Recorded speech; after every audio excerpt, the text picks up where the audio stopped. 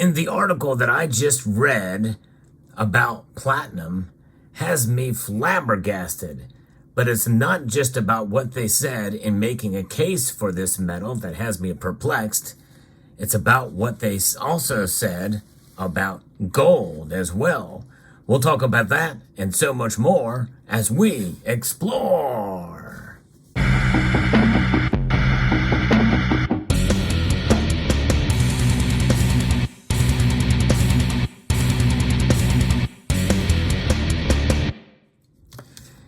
In this piece, they are actually making a case for platinum with one of the strangest arguments that I think I've ever seen.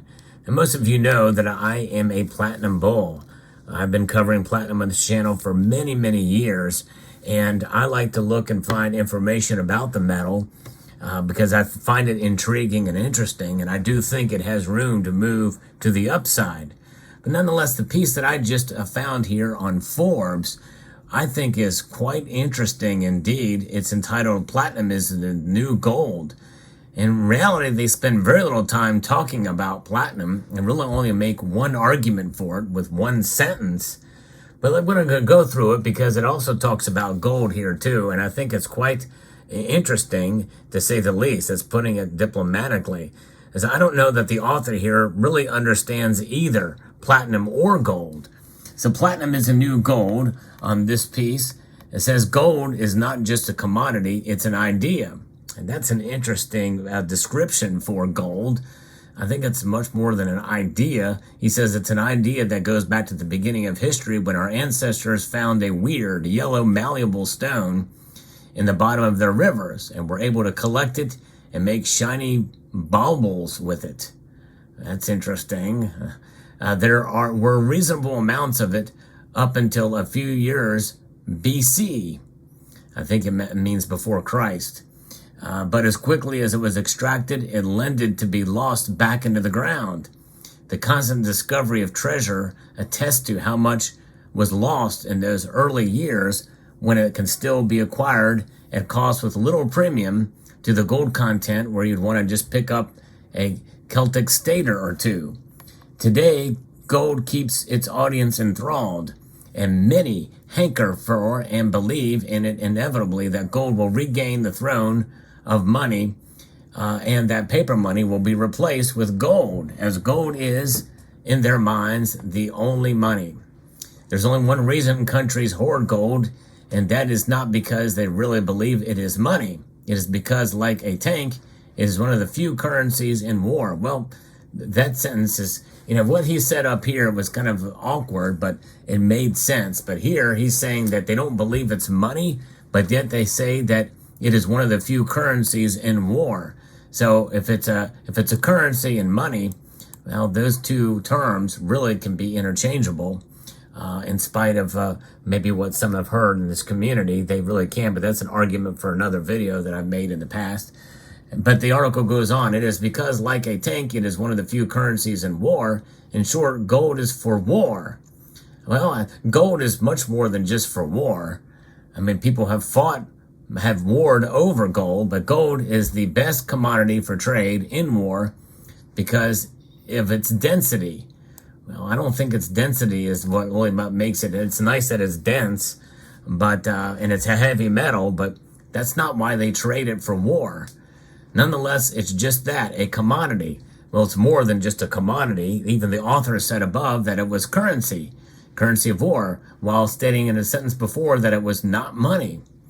Its value is driven like any other commodity by its supply and demand. Gold is valued in dollars, not dollars valued in gold. Well, that's right. That's how we measure it. But nonetheless, the central bank of central bankers deemed it literally equal to and on par with cash. Central banks around the world hold it, and they don't hoard any other metal other than gold. So up to this point, what he's saying here is really not making the case for platinum, and it certainly isn't making the case for gold either. And some of it is just plain out wrong. Very interesting indeed. The article continues, that aside, it has long been seen as a portfolio diversifier, and few people who invest seriously have the kind of gold position generally said to be sensible. like 2.5% of their holdings as an example. If you are not a gold fan, there are reasons for this. It's awkward and costly to own. Well, it's not awkward. It is costly to own because it's expensive, in dollars. It's priced in dollars. And to buy an ounce of gold, yeah, you're going to pay over $2,000 right now when you include premiums for an ounce of this stuff. There's no question about it. But that's because it's kept up with inflation. It's done what it's done in the past. There was a time when it was $300 an ounce, and that was still expensive. Why? Because adjusted for inflation, that was about the going rate at the time. He also says that it lacks the fun and volatility of stocks and is a niche full of wrinkles that cast doubt over what you have bought, where it is, and what it's worth. Now, that is a very odd and weird sentence. It lacks the fun and volatility of stocks. I don't know. Stocks are literally just digits on a screen. They're not even paper anymore. And you do, what fun is that? And the volatility, if you think volatility is fun, I call that stress, folks. And to me, when you have gold in your possession, in the physical form, it's a lot more fun to be able to admire the beauty of a gold coin, whether it be in coin or in bar form and the like. To me, that's much more fun than digits on the screen, but that's just me. I don't know what he means by a niche full of wrinkles that casts doubt over what you have bought. Well, there's no doubt when you buy gold, you have something of substance, you have something of value. And just a mere glance at the 100+ year history of gold, its prices proves its worth as a store of value over the long course of time. But anyways, you can navigate all this, but it's not a click like grabbing a stock you just decided to buy. Yeah, and what fun is that? However many reservations you might have about precious metals, it makes sense to have some, and naturally gold is the one most think of first. Silver is another legacy monetary metal and also has an almost magical allure. So now he admits that silver is a monetary metal, but doesn't say the same for gold.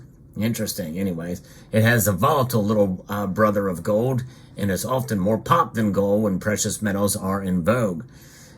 Interesting language, but I think what he's saying there is that silver is indeed more volatile.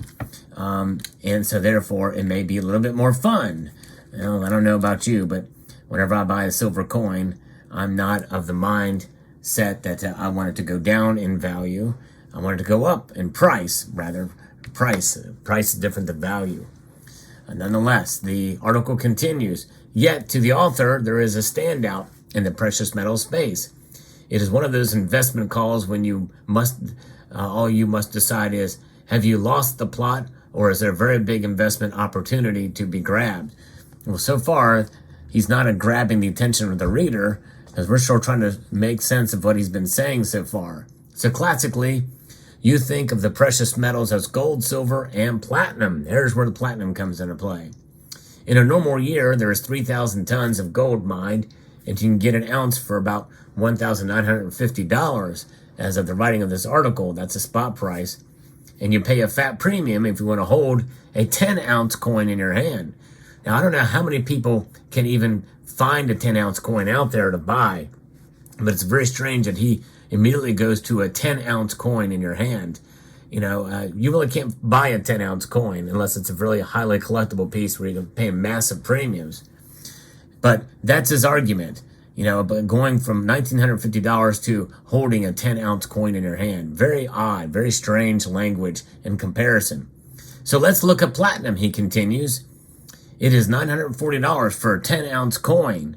Well, I tell you what, I'm looking at this thing and I'm thinking, well, is that really a zero, or or what is going on here? Is that he meant to put a period there and he put a zero instead? Because I think it's an obviously repeated typo, but the serifs of it look like looks like it's a zero.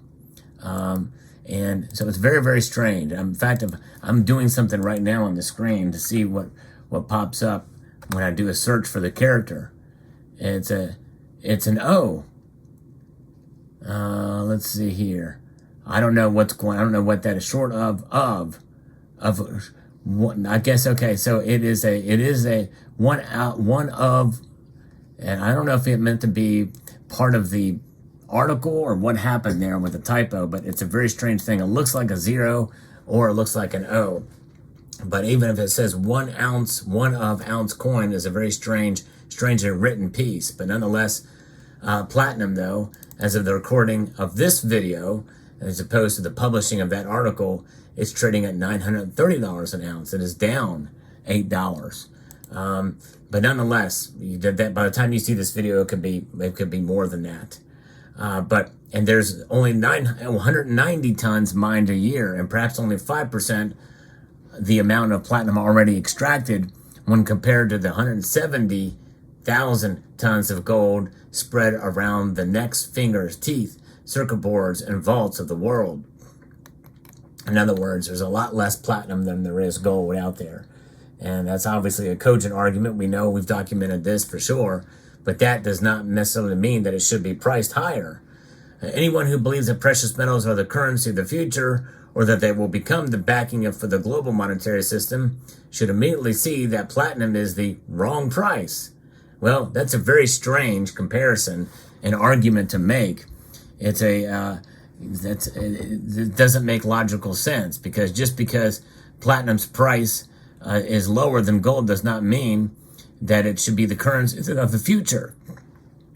Meanwhile, anyone who looks at the history of the price of platinum versus gold will note that platinum has historically been more expensive than gold. Now it's half the price.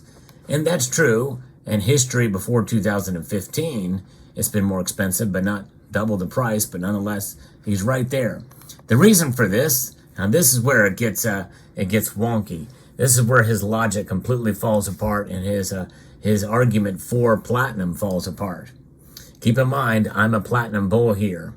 But he says, the reason for the shift in the automotive industry from the internal combustion engine, where platinum is used for catalytic converters, to electric vehicles, which obviously do not have them.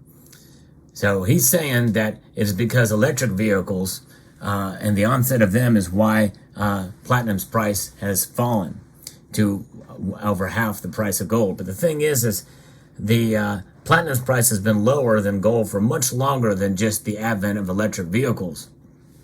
And electric vehicles still make a very minute portion of the overall vehicles around the world. Platinum's price has been trading for less than half of gold for quite a while, even before this uptrend in EVs that we've seen in recent years.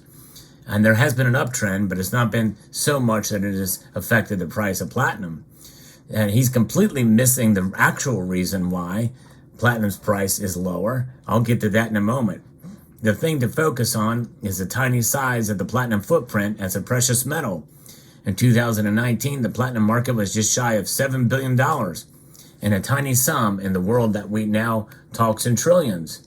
There's no rush, however. Platinum is not going to rise overnight. As such, it should be, like gold and silver, a small part of a diversified portfolio strategy where platinum is in the mix and has more heavy weighting than you might normally consider. Again, very, very odd argument here, and actually completely wrong as well too, for why you should buy or why platinum's price fell, and by the way, why you should buy it. He's inferring that you should buy it because the price is half of what it is, but he basically says that, well, we're moving to EVs, so platinum's not going to go anywhere. He made a better argument against platinum for its price going up than for it. And the thing is all you have to do is take a look at what happened in 2015 with Volkswagen. Volkswagen was the utilized diesel vehicles. They were the top producer of diesel vehicles, which used platinum as a catalyst. And when they were sued, and because of how they showed the information for the emissions, that was a big scandal. And the bottom dropped out of platinum because diesel basically fell out of favor in general, because most in the automotive industry use palladium. That's right, palladium is used more. So it's a very strange, and he didn't mention this at all, and this is why. Now, you want an argument for platinum to be used. Well, the argument, or platinum's price to go up, is that it is going to continue to be used as a catalyst in other areas in industry that the author doesn't talk about. And also in terms of vehicles, there is a shift more because platinum is cheaper, much cheaper than palladium. And the shift is continuing where internal combustion engines are starting to use more platinum now than palladium. The other reason is hydrogen fuel cell technology is starting to gain traction now. Platinum will be used heavily there.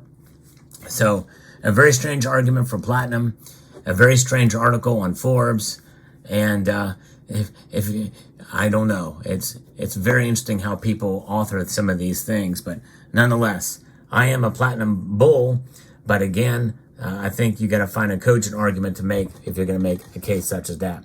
Let me know what your thoughts are in the comment section down below. Hope you found this video informative, educational, and inspirational. I'd like to extend a multitude of gratitude to you all for taking the time to watch, and to encourage you to please rate, share, comment, and subscribe.